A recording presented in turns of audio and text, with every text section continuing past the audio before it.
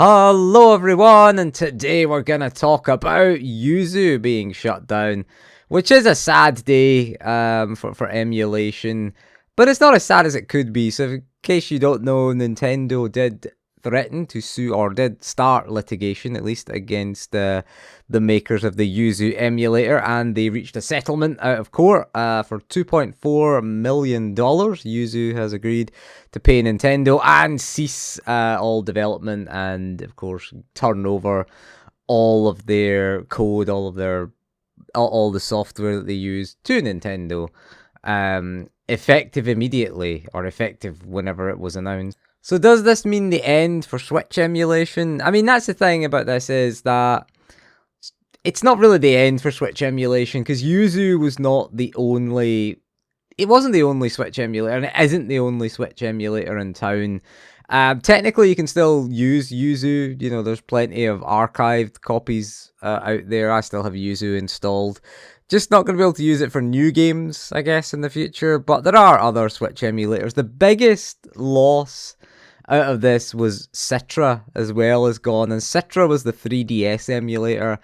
And that's the bigger blow, because Nintendo Switch emulation, yeah, it was interesting Switch emulation, but the thing about the Switch is there are still emulators out there, and there will be emulators for the Switch in the future. Nintendo isn't going to clamp down on all of them, because by the time the Switch 2 comes out, which looks like it's going to be next year now, maybe it's because the Switch 2 is going to be a similar architecture to the Switch, kind of how the Wii was basically just an overclocked GameCube. That's why Dolphin can run GameCube and Wii games, because they're very similar architecturally. Even the Wii was backwards compatible with GameCube games, so out of the box, really. So maybe the Switch 2 is going to be too similar, so they're worried about the Switch 2 getting pirated or getting cracked all wide open. Although the Switch has been cracked wide open for a long time, you can modify a Nintendo Switch fairly easily. That's the other software as well that they had to turn over, all the software that was used for modding the Switch.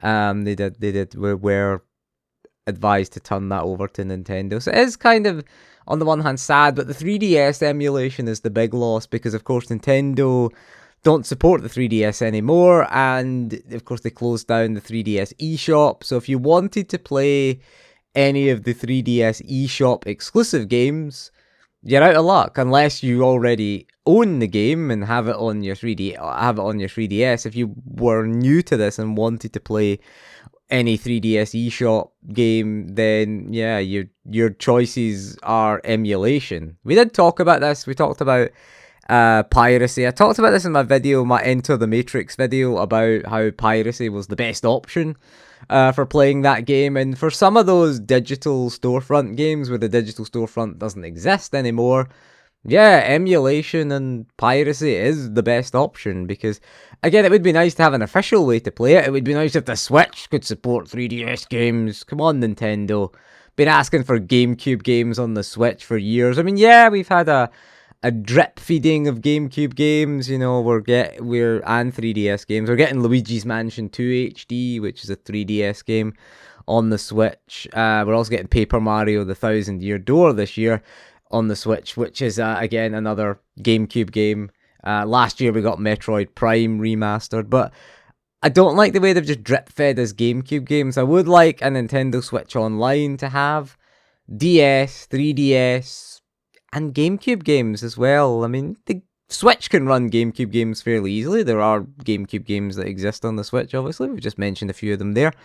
And they run fine on the Switch. And even if you look at something like the NVIDIA Shield, which does GameCube emulation quite well, that is quite similar in hardware to the Switch. Has the same CPU. My Shield has 3 gigs of RAM instead of 4, but it has the same Tegra X1 CPU, APU, whatever you want to call it, all in one SoC, system on a chip. There you go. But yeah, I mean, I just kind of not too bothered about the Switch emulator, because we'll just move on to another emulator, and it will all blow over. I think the reason why Yuzu in particularly was targeted was because they did have a Patreon, and they were making what, $30,000 a month on Patreon, and they did also put the emulator, some of the emulator features or updates for the emulator at least, behind a paywall. And I think if you do that, you're always going to incur the wrath of Nintendo. There was Yuzu, the best Switch emulator on Windows, kind of, you could say, but Yuzu was the best multi-platform Switch emulator. And what I mean by that is that Yuzu ran really well on Linux. There was a Steam Deck version. They also got featured in like a Valve showcase image that was posted on social media, but Valve quickly deleted that. So that probably didn't help drawing their attention, incurring the wrath of Nintendo doing that. With Valve there accidentally, whether they did it by accident or whether they did it deliberately, but they did remove the promotional image with Yuzu's logo in there for the Steam Deck. But Yuzu again ran well on Linux and Android. There's a lot of handheld Android devices, including mobile phones, with the latest Snapdragon CPU that could do Switch emulation really well. There was certainly the latest phones. There was also things like the AYN Odin, which is quite a high-end retro handheld gaming device that could do Switch emulation pretty well.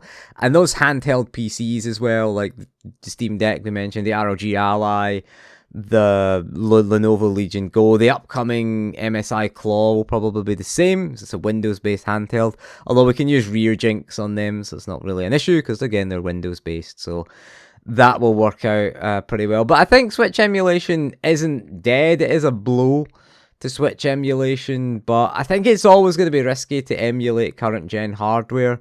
I mean, I was drawn to Switch emulation. It was Bayonetta 3 that drew me into Switch emulation. I was just dissatisfied with the way it ran on the Switch. It was, the resolution would drop, the frame rate couldn't stay stable at 60. It felt didn't feel smooth. That's what I would say. It felt kind of stuttery, not smooth. On the PC, I could get 4K, 60 FPS, no issues.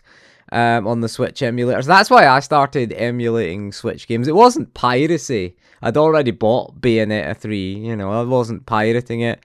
It was mainly down to the fact that I was just unhappy with the performance and thinking, yeah, I would like to see if it could do better on PC. I mean, at this point, should Nintendo not just follow Sony and Microsoft's lead and port some of their games to PC? I mean, why fight against emulation? They'll get $2.4 million eventually, but imagine if they ported a game to PC.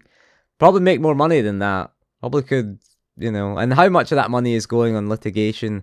So I think the downside to this is nobody really wins. Nintendo doesn't win, the developers don't win, we don't win as consumers because we've got less choice. We're stuck playing our games on inferior Switch hardware.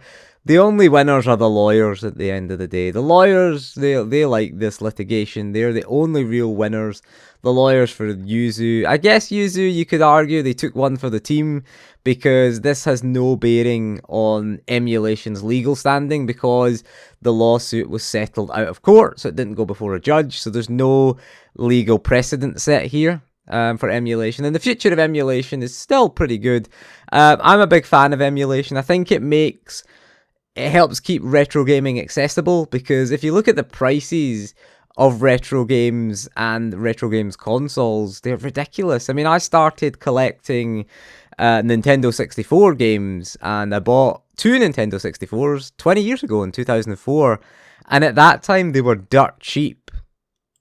But nowadays you look at the price of Nintendo 64s and they are ridiculous. I mean, I paid £16 for a Nintendo 64.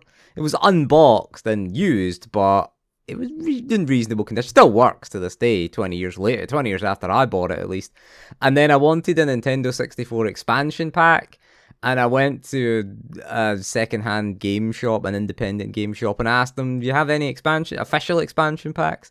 And it's like, no, but I've got another Nintendo 64 with an official expansion pack in, which I'll sell you for £16. I'm like, yeah, okay, I'll buy that. I mean, nowadays you're talking maybe £70, £80 for a Nintendo 64. Nearly $100 in the US, and the games were dirt cheap as well. I mean, I bought games £5 each, and there was always a deal on you could get 10 for £40, so you got 2 games free. Nowadays, games have tripled, quadrupled in price, and I think it's difficult for collectors. So emulation's always going to be a good thing in my book, because it allows access to people who didn't have a chance to play these games. Maybe they're just younger, maybe they didn't get a chance to play growing up, and it gives you access to these games relatively easy. And I'm all for that accessibility. And I've got a video coming up in particular about the the Nintendo 64 in particular.